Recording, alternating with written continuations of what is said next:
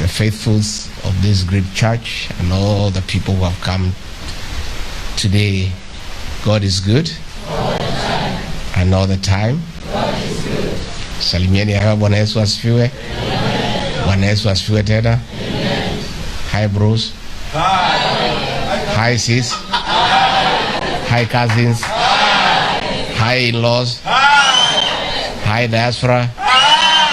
Asanteni sana. Thank you very much.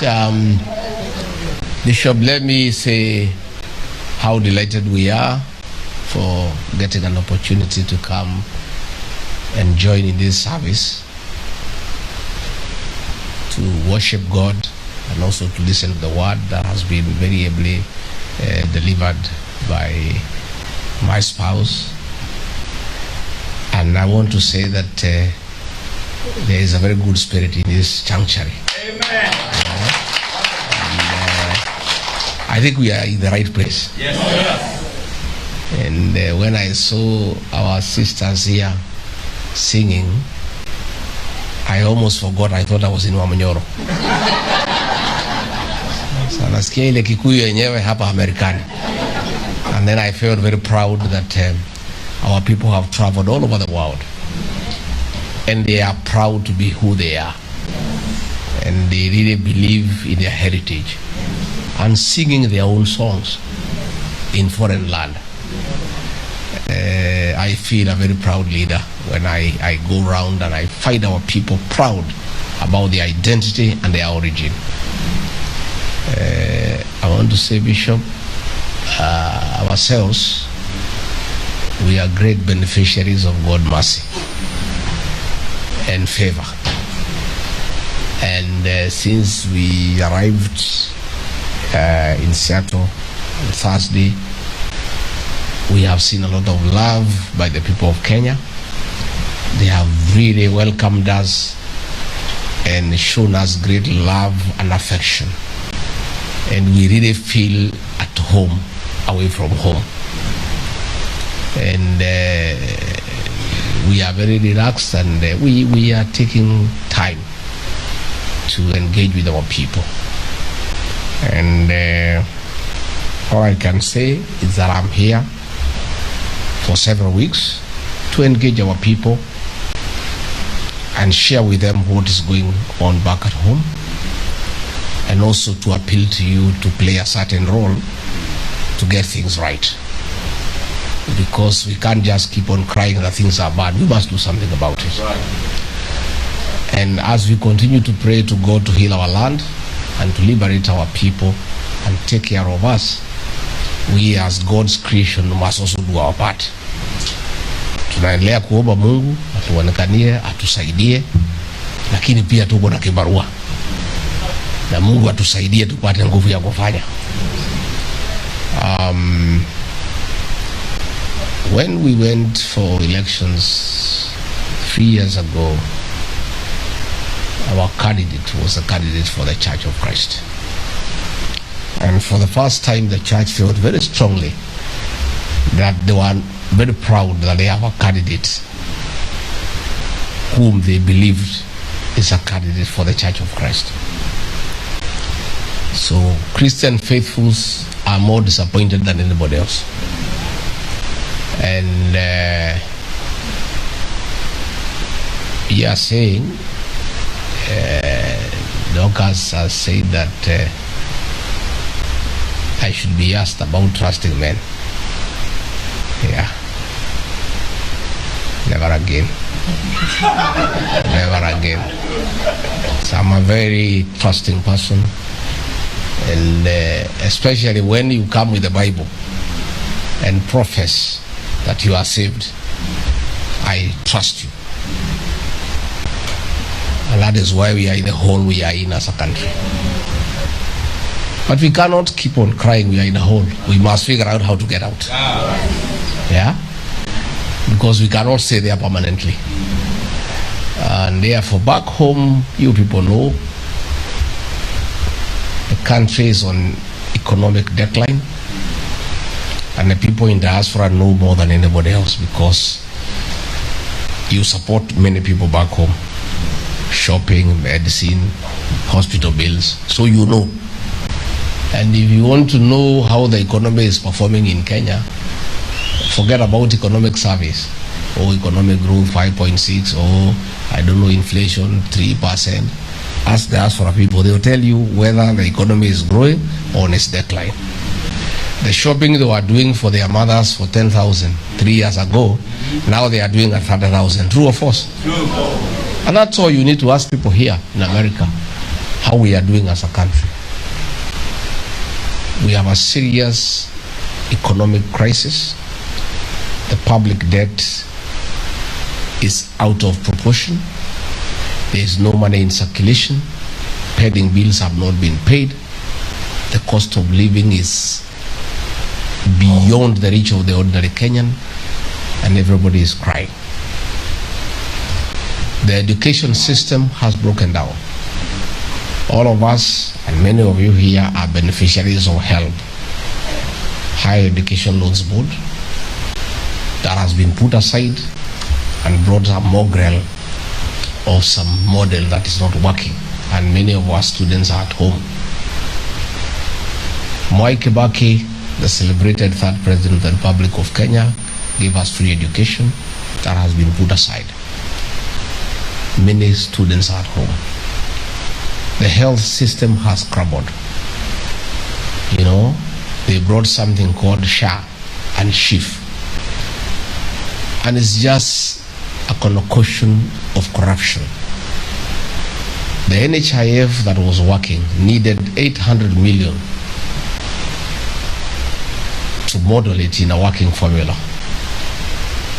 But he decided, because they want to make money, to bring something called SHA at a cost of 104 billion shillings.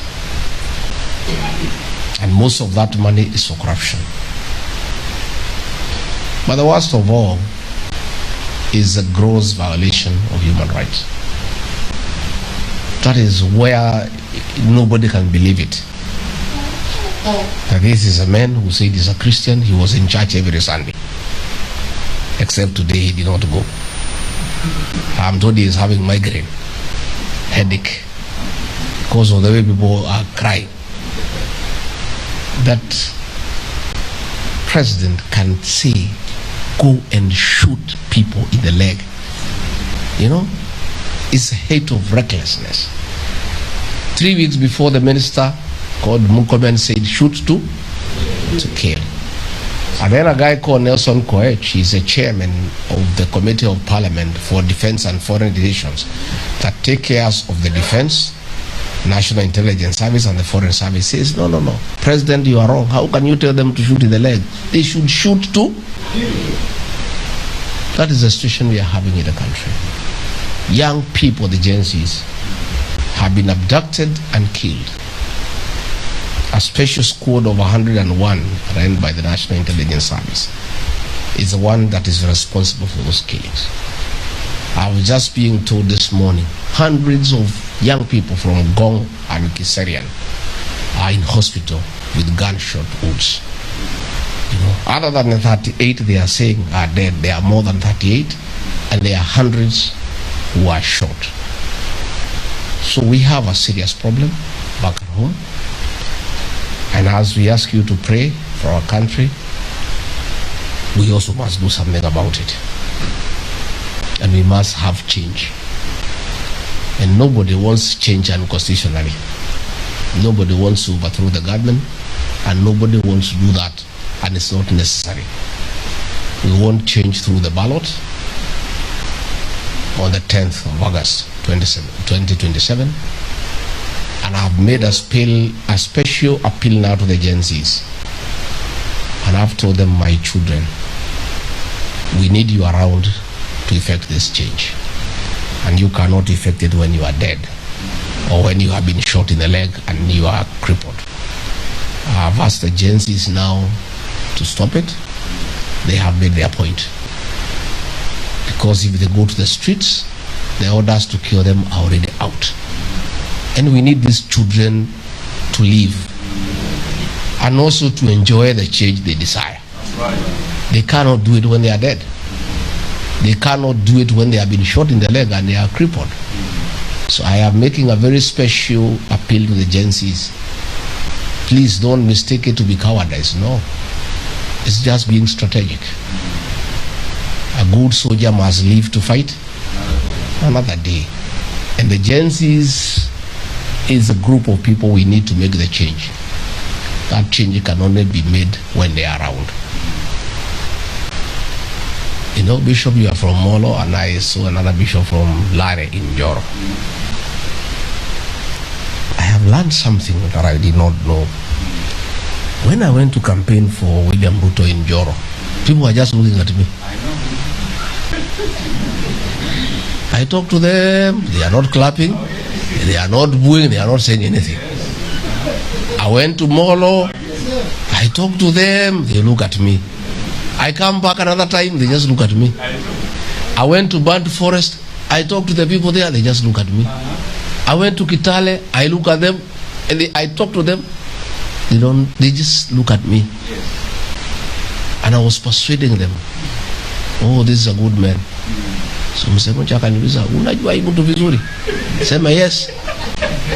Okay. Have you ever lived with him? No. Okay. When the votes were cast, the Mount Kenya people in Molo, in Joro, in Lucy and Gishu, in Trans Nzoia did not vote for William Ruto. They didn't. And I didn't know that, and I kept on wondering. I went to Joro 9 times, to Kehingo, to Lare, to Maunarok. I talked to them, and people were just looking at me, and they say nothing. What they knew is what I know now. What has happened, Bishop, is that the business of 207 of coining 40 versus 1 was not finished.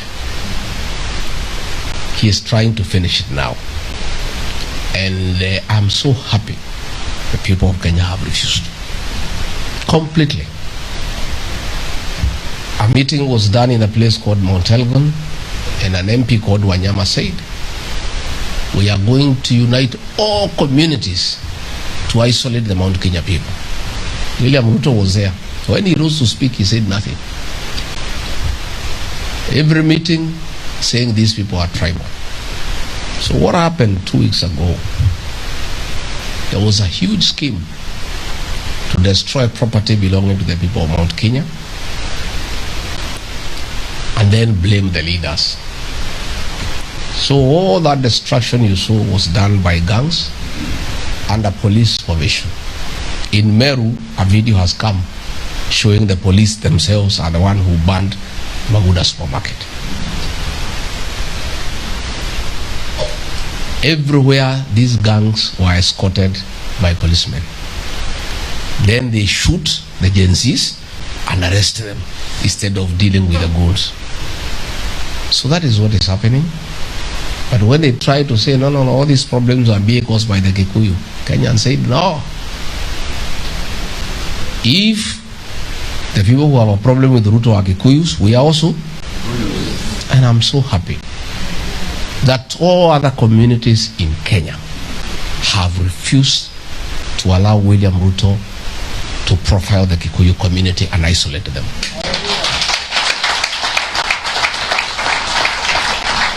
So what is going on in Kenya is actually persecution of one community. Destroy their businesses, blame their leaders, arrest innocent people.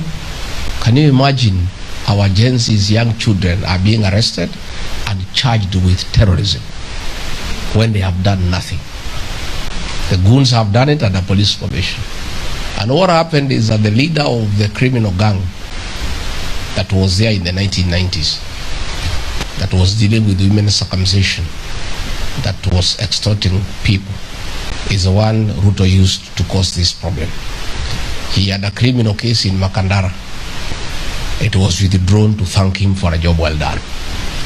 Yeah, 3-4 days ago, the case against him was withdrawn to say, kazi nzuri, tumekuondolea nini? Case. So that is what is happening.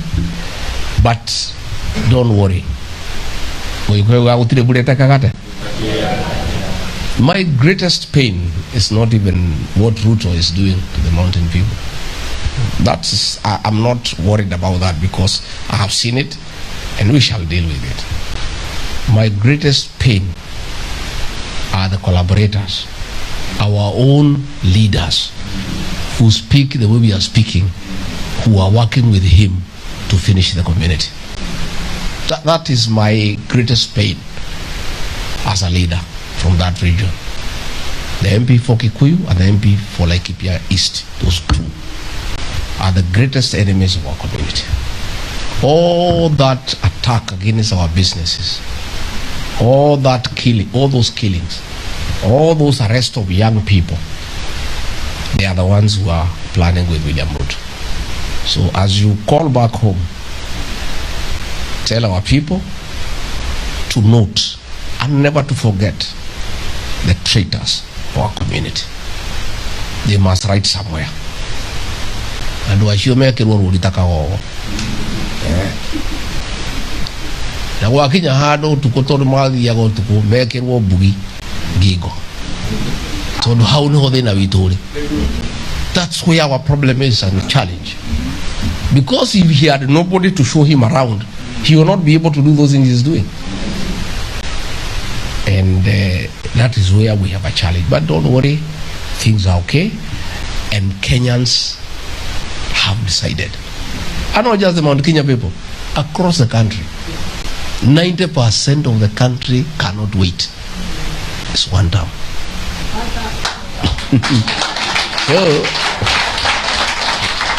I saw Raila Odinga saying, oh, we should have dialogue, we should have a national conclave, we discuss. What has happened is that old man has been sent by Ruto to create a diversion to slow down the one-term momentum.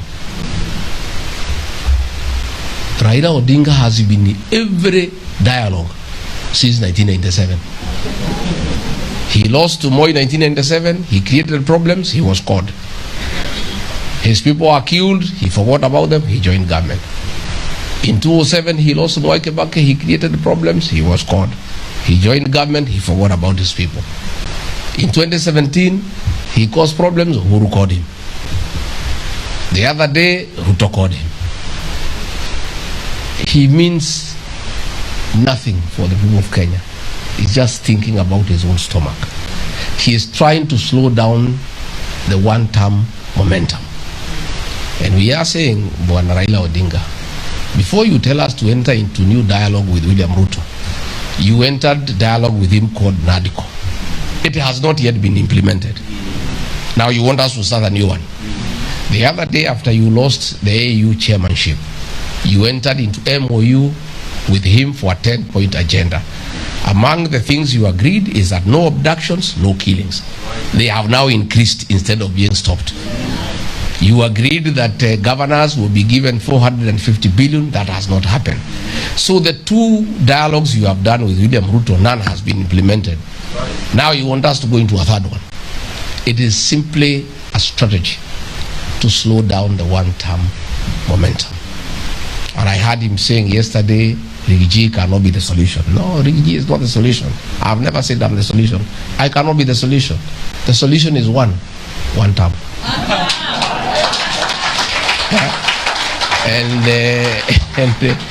And you cannot stop it where it has reached. Right. It cannot be stopped.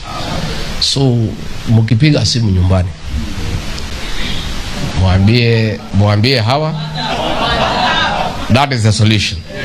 Number two, to mark the traitors, the betrayers of our people, the ones who are joining William Ruto to persecute our community. But I'm so happy with our cousins and our in-laws. Amen. I want to tell you, nobody can never again isolate the Kikuyu. The other Kenyans have said no. These Kikuyus are good people. They are hard-working. They are nice people. They elected William Ruto. He is not one of their own. They are the ones who drive the Kenyan economy. Why do you want to isolate them? So I want to assure you, I have looked for many friends. Makuzo? Wengi sana. Tuko sawa. We are good. We are okay. I can tell you, that the attempts of William Ruto to isolate the community will not work.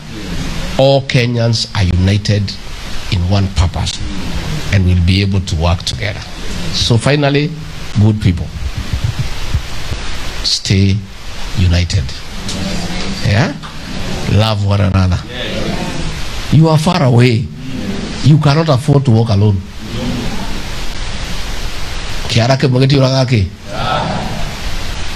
You know, they say buffaloes don't walk together in a herd because they love one another. It is the danger of walking alone. If you go to the Masai Mara during the migration, those wild beasts, they move in a herd, and when the lions come, they actually fight them, and the lions keep off. Along the way, one of them gets hurt and slows down, and the others cannot wait, it is left behind. Within 5 minutes, imechukuliwa, imekuwa nini? Please never walk alone, especially when you are far away in this land. Please stay together, hold each other's hand. If one of you has a challenge, let it be a challenge for everybody. I'm so happy about the chairman of the community, what you are doing. When our people get into problems, munashikana, munasaidiana. But otherwise, don't worry, we have a beautiful country. These little challenges itaisha. Nyinyi mkae hapa na msikuwe na haraka ya kurudi. Sababu sasa pale tuko na shida mingi. We would want people to join you here kama inawezekana. So if you have a job here, please keep it. Keep it. Kule kwetu hakuna. Kama uko na kazi uchunge tafadhali. And of course, mkumbuke watu ya nyumbani. Mkipata kitu kwa simu titi inasaidia. Please help our people, and we really appreciate. I said yesterday, in the 70s, the number one foreign exchange earner for our country was coffee. In the 80s, it was tea. In the 90s, it was tourism. That is no longer the case. Number one foreign exchange earner for our country are diaspora remittances to our country. So you people are a very serious partner in our economic development. And when we form government, as we shall form shortly, you are going to be our very serious partners. Because we need to harness the resources that come from the diaspora for our national development. But even as the country develops, the owners of the means of production must also develop. That's right. You don't just develop a country. You develop the country, but the drivers of the economic development are also developing, isn't it? And that is why we continuously must have engagement with the diaspora people. Like William Ruto, because I was there, cheated the diaspora people. That when he becomes president, he'll give them positions in the embassies. Kufika pale, akaruka. Kila kitu tulikubaliana, even like Los Angeles, we had agreed. Atatupatia the consular general. Muti ya mulima ndio achunge watu ya huko wako wengi. Akaruka. You know, many things, you know, we had agreed, but he did not intend to honor. And let me say, these men, hatungewe sana, hata tulikaa sana. Kwa sababu ni mtu ya uongo, na mimi ni mtu ya ukwe. Ni kama maji na mafuta. It's like oil and water. You know, even if you try to mix oil and water, it cannot. Because he lies without blinking. You know, without blinking. Like now, him and Raila is the hare and the fox. The two of them. What and wajanja. Raila is cheating him. I'll support you in 2027. Naye Ruto anamwambia nitakupitia NADCO report. He does not intend to do it. Ruto does not intend to pass the NADCO report because inaleta viti ya prime minister, deputy nini, na Raila atachukua hiyo kupanga serikali yake. Raila also does not intend to support him in 2027. So is the hare and the fox. Wanajifichiana tu namna hiyo kudanganya mwingine na mwingine na mwingine. So turauga adwasiere turutharia moiwa na mahira. I am praying that they stick together in In fact, I would like Raila to stick with Ruto so that we deal with the problem of the two together once and for all. So good people, muendelee kutuombea na muendelee kutushikilia. We have a big challenge. Kuna watoto wetu karibu 50 wamepelekwa terrorism court hapo Kahawa. Watapewa bail on Wednesday. The ones who are there, Mukoji plus some other 2, were given a bail of 300,000 each. That was 900 tukawalipia. So vijana hao watoto 50, if they are given a cash bill of 300, that will be 15 million. These are young children. Even their parents don't know where they are. So along the way, tukimwambia mkumbuke msaidie moja wawili mtusaidie. Si ndio? Because these are our children and we cannot let them languish in prison. You know? But I want to assure you, things are okay. Don't worry. We'll succeed. Mungu wako na sisi. And things are looking good. But I'm very happy that Kenya is one. And Kenya has refused Ruto to profile one community. And for that, the people of Kenya will make a decision together. Otherwise, Bishop, tumeshukuru sana. Sana, sana, sana, sana, sana, sana. Pia I have noted that hapa si kama kwetu. Najua kwetu, kanisa 90% are women, 10% are men. This is very good. I think we must send our men here for benchmarking. Even the men choir here, wameiba vizuri sana. You know, it's very encouraging. You know, pale nyumbani, the woman has been left to do everything.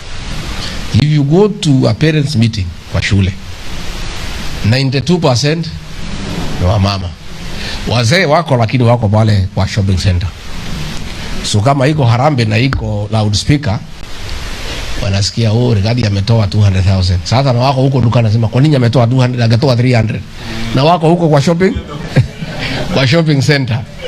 Ukienda kwa matanga, the kamati is women. Ukienda kanisani, ukienda kwa harusi, our women have been left to do almost everything. You know, so when I saw the composition here, I was very happy. I was very, very happy. You know, wazee tusiwachilie wamama kutembea peke yao. You know, tusiwachilie kutembea peke yao.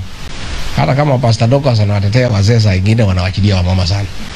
So tunataka hawa mama pia tuwasaidie, tuwapende, we look after them, but we also support them so that we move together in the same direction. So I think we had a few leaders here.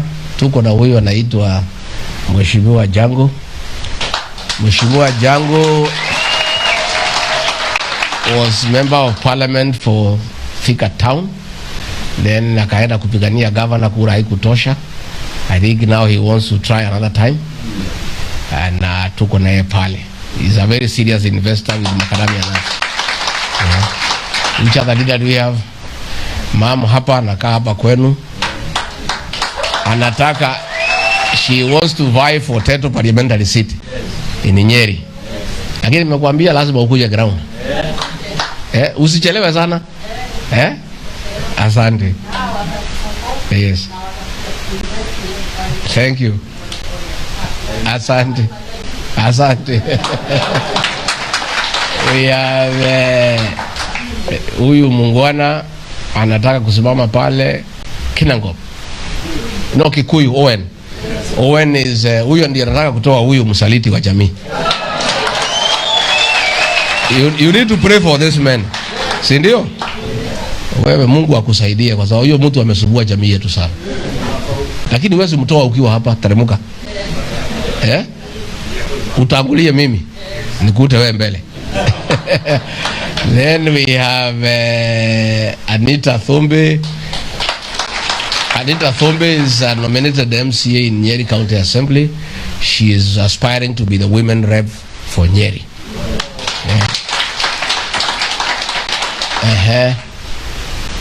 Nani yule ako pale? Macho yangu ndani fail kidogo. Yes, Ikanyi huyu. tumetoka naye mbali sana. Tulikuwa pamoja University of Nairobi 1985 to 1988, na tulikuwa tunaishi na yeye hapo Mshadha pahali naitwa Kivutu. Asa amekuwa tajiri, ni mtu ya kucheza golf hapa Amerika. So in fact I could not recognize you properly. Tumekuwa na yeye, we have been friends for many years. Are you coming back home as well? Yes. Ndio. Haya kuja. So tumeshukuru sana. Tukifika nyumbani tusalimiane. Mtakuja kutembea Monyoro? Mtakuja siku gani watu ya Amerika? Or December? Otherwise, we want to say how happy we are. We feel loved. We feel a lot of love and affection. We are having a good time, and we look forward to continue meeting and engaging. But I thought I needed to brief you what is going on at home, isn't it? But things are okay. Don't worry. Mambo itakuwa sawa. Thank you very much.